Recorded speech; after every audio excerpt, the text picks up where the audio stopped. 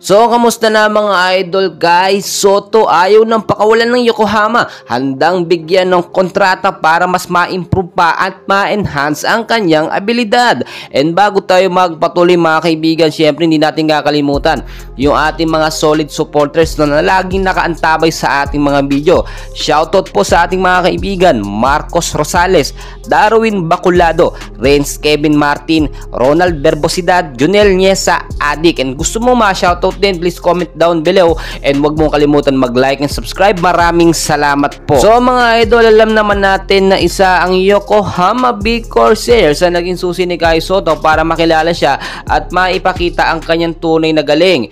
Ito lang yatang Yokohama or si Coach Aoki Taketo lang yata ang sumugal sa ating pambato at hindi po siya nabigyan. Well, alam naman natin na under pa rin ng Hiroshima Dragonfly si Kai Sotto dahil loan agreement lamang yung naging kontrata dito sa Yokohama. Nung nakaraan lang sinisigaw po ng mga fans ni Kai Sotto dito sa Yokohama magbigay o mag-extend ng 1 year dito nga po sa B-League. Matatapos na po ang season sa B-League, itong nalalapit nga po na Mayo at inaasahan natin na si Kai Sotto ay easy na mabibigyan po ng kontrata dito sa Yokohama. So bakit po kinakailangan ni Kai Sotto mas mag-stay pa or maglaan pa ng ilang taon dito nga po sa B-League sa Yokohama Bay Corsairs? Nakita nyo naman mga kaibigan, sayang po yung momentum at yung tandem nila ni Yuki Kawamura. Magiging experience pa ito kay Kai Sotto kung mananatili pa siya dyan ng ilang taon sa B-League dito sa Yokohama. Kasi ang mangyayari po dito mga kaibigan, kapag umalis din o lumipat sa ibang team si Kai Sotto at meron nga tayong nakikita dito itong NBL Australia, nagpaparamdam na yan kay Kai Sotto, gustong kuhanin si Kai para maibalik. Do alam natin mas mataas yung liga nitong NBL kung ikukumpara sa B-League. Pero aanihin naman natin etong NBL kung nagre-range lang yung minuto ni Kai Sotto from 12 to 14 minutes of playing time. Unlike dito sa B-League sa Yokohama, nabibigyan si Kai Sotto, umaabot pa minsan almost 30 minutes of playing time. 27 nga yung pinakalas niya at so far so good, napakaganda na nagagawa ni Kai Sotto. Bakaw din yung mga kakampi ni Kai Sotto dito sa NBL Australia sa Adelaide. Nakita nyo kasi pasikatan po sila doon. Gusto nila sila ang na-highlights kaya gumagawa sila ng paraan para sa kanila mapunta ang bola. Si Kai Sotto hindi napapansin kahit napakatangkat big man siya, hindi siya pinapasahan. Unlike dito sa Yokohama Big Corsair sa B-League ay walang sapawan.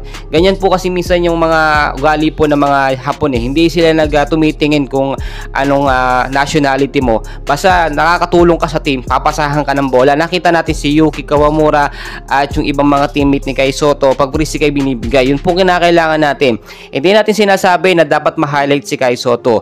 Ang sinasabi natin dito, magamit yung pagiging big man ni Kai sa loob. Yung 7-footer niya, napakadali lang yan.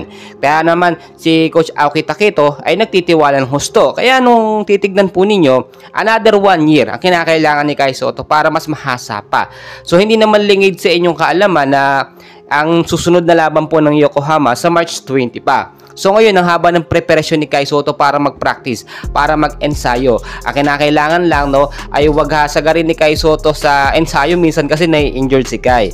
At kung mapapansin nyo sa mga huling laban ni Kai Sotto, hindi na po basta-basta nababalya si Kai.